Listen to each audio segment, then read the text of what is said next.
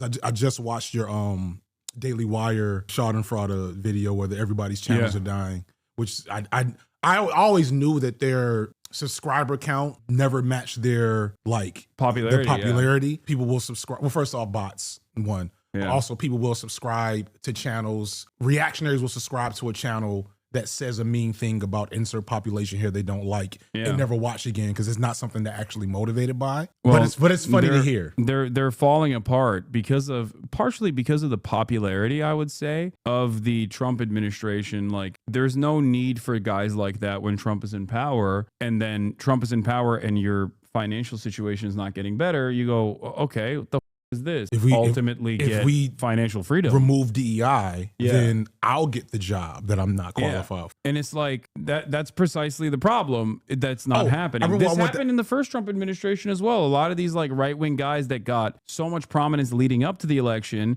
started slowly dying out. And a lot of people started moving away from that because people recognized that this kind of politics in practice was gross and it was too much for them. Like child separation as a mechanism of deterrence was like a bridge too far for many people. And so, they realize that this is bullshit, that they're being served bullshit. No, what I was trying to figure out from when I was watching the video was why are Morgan Cooper, is that her name? Something Cooper? Brett Cooper. Brett Cooper. Why are her and Asmongold still working? Like, what are they doing? Like, because I do not, like, I've tried to watch, I try to keep up with shit, right? A little bit. I'm a video essayist nerd for real. That's why I'm good at my job. Yeah. Because that's all I really watch on YouTube most of the time, in between like a football podcast and something about anime or a horror story, whatever. But I'll dabble when I see things are popping off on the timeline. Okay, who's this? What's this? What's happening? And I don't know. Do I even want to start fires with certain people while I'm here? Because I've also gotten blowback from another individual that whose name I don't want to bring up, who had people emailing in my DMs a couple of weeks ago. And I was like, I have nothing to do with this. Please stop. Don't give me an excuse to make a video about it. But I'm wondering, like, I feel like I know who you're talking about. How is, like, I've never seen Brett Cooper videos. Never popped up on my timeline. Yeah. I only remember her because you mentioned her years ago. I'll tell you what it is. Brett Cooper is like the right wing's answer deliberately to what I was doing at the time, because they're much smarter than liberals are in general. Right. They openly admit this, to this as well. Like, Turning Point USA documents show, like, basically do what Hassan is doing in their but it looks so fake, though. It is, but it doesn't matter. People still she's talented enough to carry it. Yeah. I think she is. I think she is talented for sure. It's because she was doing what I do in the way that, like, I don't always serve you the vegetables. I give you some sweet around it as well, right? Like, I don't just talk about politics or reveal my worldview every single moment. Right. But I do it in the process of reacting to silly shit or talking about culture and lifestyle. And that's precisely what she does, where she focuses on, like, things that are popping in the ecosystem, like, not enough people women in video games. Well, that's Asmongold. So that's Asmongold. Okay. So Asmongold does that as well, where he is like established.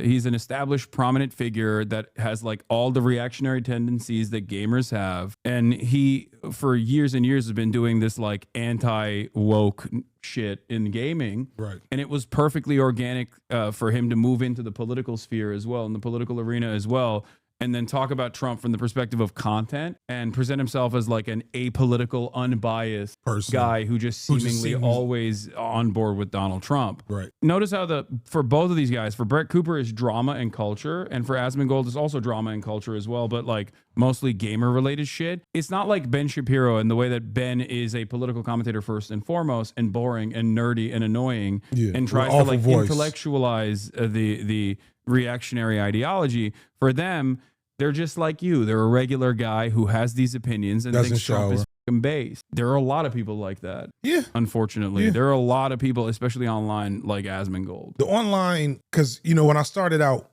it's funny, my first like super big video was about Bo Burnham. And in the middle of that video, I reject the idea of ever being a BreadTuber because I had the suspicion, even though I loved me some ContraPoints and all the OG BreadTube, founding figures, I had the looming suspicion that the BreadTube audience was toxic and not overly serious, right? In terms of like actual like IRL action towards, liberation, yada, yada, yada. When I look at the landscape of what our audience is versus what they do, and then what their audience is versus what they do, it feels like we're going to be much easier in terms of just the career aspect to sustain. Like the fact that I came up under while Joe Biden was president. I don't think so. If we elect, if Kwame Ture resurrects and becomes president of the United States in 2028, and we have the most Pan-Africanist, Black power, worst nightmare of certain people, presidency of all time, I don't think I'm going to lose momentum as a channel. You know what I'm saying?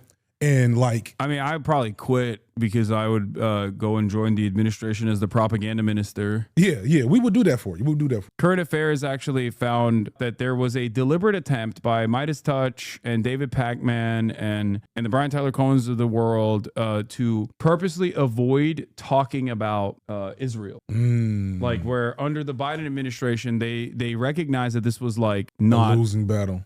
Yeah. The MeidasTouch political podcast has rapidly become the most successful in the United States. As the Wall Street Journal writes, downloads and views of MeidasTouch on platforms including YouTube, Spotify, Apple more than double over the past month to top 115 million. This is more than twice what Joe Rogan had during the same time period. MeidasTouch is run by three brothers, Ben, Brett, and Jordy Meislas. But I love MeidasTouch like in a somewhat ironic way because like I always say they do like George Bush era liberalism. That's like, adorable. I've been a defender of MeidasTouch for quite a while because like they're the ones who will make like video compilations of talking about how like the Republicans are like they're hardcore sometimes. They've been receiving a lot of favorable press. The Times reports that they're fast becoming power brokers in Democratic politics, party faithful hope, finally replicating the influential media ecosystem that Republicans have built over the past decade. They're described as the independent progressive media network that is reshaping progressive media landscape. They have 12 full-time employees, 30 regular contributors, Trump fixer Michael Cohen and former Trump associate Lev Parnas. The one thing that you start recognizing is that there's a reason why they're not all there when it comes to Israel. They're trying to navigate this space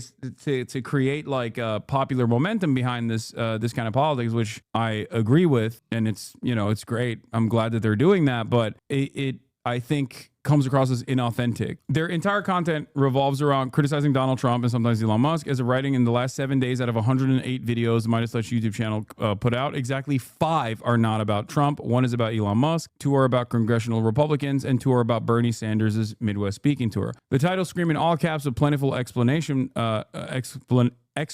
marks. Trump in full collapse as he quickly ruins everything. Thumbnail, falling apart Donald, 1.1 million views. They're getting a lot of fucking views. Yeah, now what's ironic is that is slop though. But the and thing this is my thing with like populism. Go ahead. David Pacman was getting a lot of views in the lead up to the election too, because he kept saying like Kamala Harris is gonna win, and then there was an exodus of subscribers that left him, and he couldn't comprehend. He was like, "What the fuck's going on? Why did so many people unsubscribe from me?" Because they felt burned by being misguided. Yeah. And I think it works in the short term where you develop a lot of momentum if you're constantly just like going, Trump is sucks, Trump is ass, or whatever. And Trump is ass, and there is need for this kind of slop for sure. Yeah, we need the slop, but it does remind me of I think one of our first conversations where you talked about I think it was about drama, and you were like, when people kind of make the entirety of their public content presence pointing at another guy and about how bad that guy is, that'll only bring in certain types of people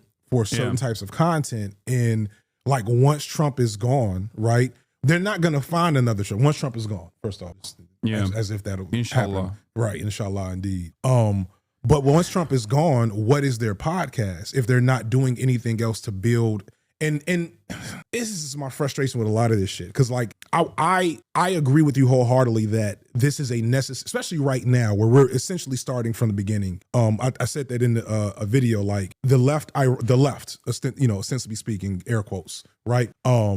Being like left of the Democrats. We're like we're the most visible we've been probably in 50 years in terms of like the amount of cultural cachet we have. So like, yay. But in that 50-year period, the right really got a serious lead in terms of the culture wars, their media savvy, their manipulation of the media, like the Newt Gingrich and trucker radio, like in the 90s, like that. I had a whole video planned about that maybe I'll get back to one day, but like the story of how Newt Gingrich built the modern Republican Party is a slow, methodical process. And so to counteract that, we do need slop, but to sustain it, we do need that slow, methodical processing. We do need... Because Newt Gingrich, Rush Limbaugh, Glenn Beck, and all of the new media had ultimately a right-wing project associated with it. It wasn't just about saying Democrats are gay. There was a political mobilization that the audience was directed on. That agenda was completely in line with the Republican Party. It worked so well within the Republican media infrastructure and within the party structure as well. Whereas these guys are trying to recreate that by simply saying like, fuck Donald Trump or whatever, right? And of course, they have to only say that because if you want to work within the Democratic Party structure, that's got to be your first step. That's the only thing you have, because the Democrats don't have any policies that you can associate with that we should be fighting towards. Right. Because they themselves don't actually want those policies to be implemented, because they themselves are also funded by the exact same capital interests. Yeah. And that's the major issue here, is that there is the Democratic Party's base is directly at odds, and their needs are directly at odds with the Democratic Party's actual implementation of a legislative agenda, a decipherable legislative agenda. But ultimately, it's just not enough, and it will be left rudderless when it has to do the thing that it always does, which is defend the Democratic Party. Right. When the Democratic Party engages in shit that is indefensible. Right. And that's the problem. That's what I'm trying to explain here. Like it's gonna turn into the same thing that happened with David Pagman in the aftermath of the election, where people go, okay, well, you told us Kamala was definitely winning. What the fuck is this shit?